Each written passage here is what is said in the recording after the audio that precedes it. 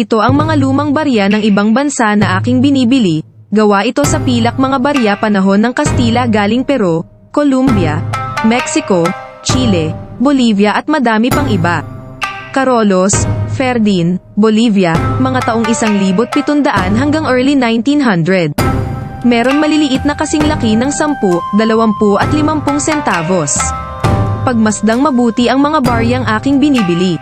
Madami din peke nito kaya kailangan masuri maigi at matimbang kung ito'y gawa sa pilak. Ang presyo nito ay depende sa kondisyon, timbang ng pilak sa merkado. Bumibili din ako ng mga baryang ginawa panahon ng Amerikano mga kidate at simula 1903 hanggang 1945 mas malalaking barya ang aking hinahanap panahong 1903 hanggang 1912 na mga piso.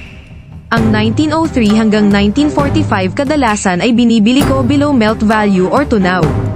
Bumibili din ako ng mga baryang commemorative coin gawa sa pilak at ginto panahon ni Marcos, Ramos at Aquino.